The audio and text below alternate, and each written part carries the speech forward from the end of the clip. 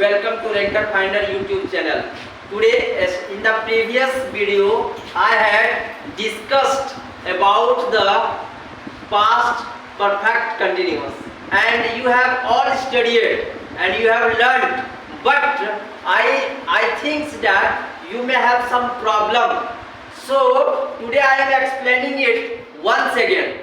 Today I am explaining it once again because you have not understood well. So today I am going to start past perfect continuous,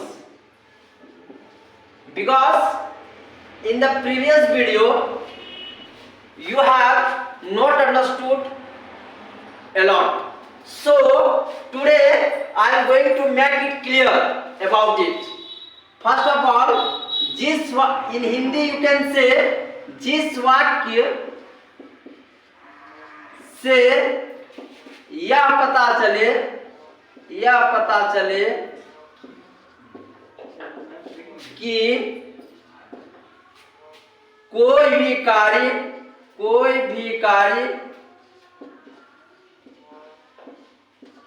भूतकाल में प्रारंभ होकर चलता रहे उसे past perfect continuous कहते हैं। इसमें वर्ब के साथ हैड बीन का प्रयोग होता है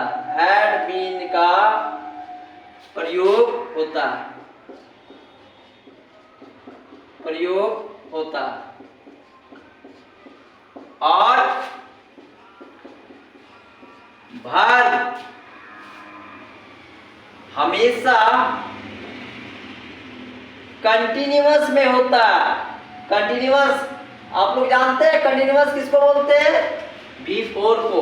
V4 जो है वो कंटिन्यूअस टेंस है और ये पास्ट परफेक्ट टेंस में subject plus had plus been plus V4 plus object plus since for plus time. That much you will have to study. देखिए फिर से एक बार आप लोग देख सकते हैं, जिस वाक्य से यह पता चले कि कोई भी कार्य भूतकाल में प्रारंभ होकर चलता रहे उसे पास्ट परफेक्ट कंटिन्यूअस कहते हैं। इसमें वर्ब के साथ हैड बीन का प्रयोग होता है और वर्ब हमेशा कंटिन्यूअस में होता है तथा इसमें सीन्स फॉर का प्रयोग होता है। सीन्स फॉर का प्रयोग होता है। और आपको पहले वीडियो में मैंने बताया था कि सीन्स का प्रयोग कहाँ होता है और फॉर का प्रयोग कहाँ होता है। जहां फिक्स समय रहे उसमें सीन्स का प्रयोग होता है और जहां फिक्स समय नहीं रहे उसमें फॉर का प्रयोग होता है। जैसे 2 दिन फॉर 2 डेज और अगर रहे कि 2022 से पढ़ता आ रहा है 2021 से पढ़ता आ रहा है तो उसमें सीन्स का प्रयोग होता है, यानी फिक्स टाइम, और इसमें फिक्स टाइम नहीं होता। इसलिए आप लोग इसको अच्छा से पहले समझने का प्रयास कीजिए, उसके बाद हम कुछ बनाने के लिए देते हैं, उसको बनाइए और हमको फिर कमेंट बॉक्स में बताइए कि क्या आप लोग कैसे लग रहा है, आपको समझ में आ रहा है या नहीं आ रहा है। इसको भी आप लोग हमको बताइए, क्योंकि हम जान नहीं पा रहे हैं, आप लोग सही ढंग से बता नहीं पा रहे हैं कि क्या आप लोग समझ रहे हैं या नहीं समझ रहे हैं। अगर आप बढ़िया से समझते हैं तो भी बताइए और नहीं समझ में आ रहा हो वो भी बताइए, ताकि मैं फिर से अगला वीडियो में अच्छी तरह से आप लोगों को बतला सकूं। इसलिए आप लोग इसको बार बार पढ़ने का प्रयास कीजिए और पढ़कर आप लोगों को जो बनाने के लिए देते हैं बनाने का कोशिश कीजिए। जैसे वह 2 दिनों से किताब पढ़ता आ रहा था, किताब पढ़ता आ रहा था। इसका क्या हो? देखिए, he had been reading a book for 2 days. This is the translation of this sentence. इसलिए आप लोग इसको बार बार पढ़िए और इसको बनाने का प्रयास कीजिए। और अब हम चलते हैं सिंपल फ्यूचर में। रूल भी, इसका रूल भी देख लीजिए। रूल भी आपको बता दे रहे हैं। Subject plus had plus been plus before plus object plus since for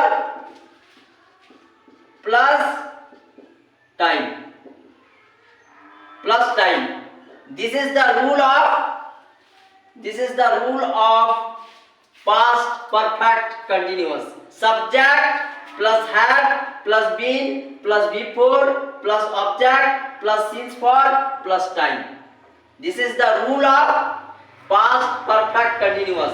जैसे ये आप लोग ये भी देख सकते हैं, वह 4 दिनों से किताब लाता आ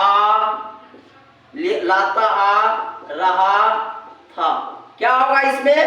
आप लोग खुद कोशिश कीजिए। He had been bringing a book। देखिए, इसमें 4 दिनों से यानी फिक्स टाइम है, तो क्या हो जाएगा? For 4 days। ठीक है, अब आगे हम लोग बढ़ते हैं। Simple future. सिंपल फ्यूचर में जिस वाक्य के अंत में गा गे गी रहे वो वाक्य सिंपल फ्यूचर कहलाता है।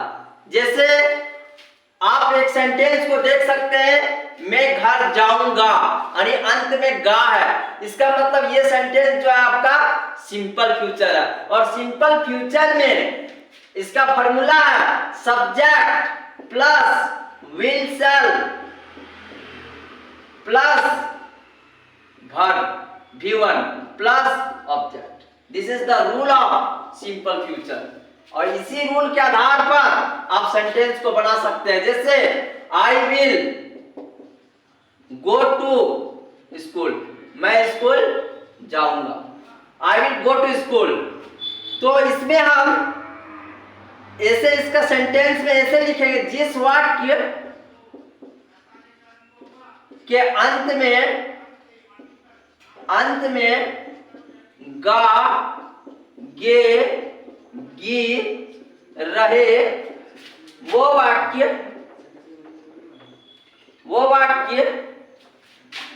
सिंपल फ्यूचर कहलाता है। इसमें वर्ब के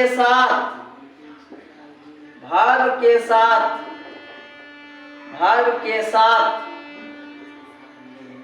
विल शैल का प्रयोग होता है। विल शैल का प्रयोग होता है। वर्ब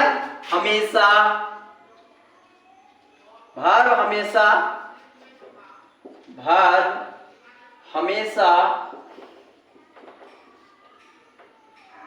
प्रेजेंट में होता है। देखिए, इसमें आप ऐसे लिख सकते हैं, वह घर जाएगा। कैसे समझेंगे इसको? वह घर जाएगा यानी अंत में गा है, इसका मतलब ये सेंटेंस आपका सिंपल फ्यूचर है। सिंपल फ्यूचर में सेंटेंस के अंत में जरूर गा गे गी अवश्य ही रहेंगे। अगर ये सेंटेंस में गा गे गी है तो ये सेंटेंस हर हमेशा सिंपल फ्यूचर कहलाएगा। और सिंपल फ्यूचर में वर्ब के साथ विल शैल का प्रयोग होता है और वर्ब हमेशा प्रेजेंट में होता है, वर्ब हमेशा V1 में होता है। जैसे वह घर जाएगा, देखिए गा है, he will go home, he will go home। Sita school जाएगी, सीता स्कूल जाएगी, सीता स्कूल जाएगी, Sita will go to school, Sita will go to school। देखिए गी है तो ये सेंटेंस आपका सिंपल फ्यूचर कहलाता। और सिंपल फ्यूचर में हमेशा गा गे गी का प्रयोग होता है, यानी गा गे गी रहेगा तो वो सेंटेंस सिंपल फ्यूचर होगा। और सिंपल फ्यूचर में विल शैल का प्रयोग होता है। देखिए और सेंटेंस देखिए, वे लोग दौड़ेंगे, वे लोग दौड़ेंगे, दौड़ेंगे यानी देखिए ये है, दे विल रन। हम लोग पढ़ेंगे, हम लोग पढ़ेंगे, हम लोग पढ़ेंगे, वी विल रीड। देखिए आप लोगों को यदि ये समझ में आता हो तो कमेंट बॉक्स में आप लोग जरूर बताइएगा, नहीं आता हो वो भी हमको बताइएगा, ताकि मैं आप लोगों को सही ढंग से बता सकूं और आप लोग अच्छे ढंग से समझ सके।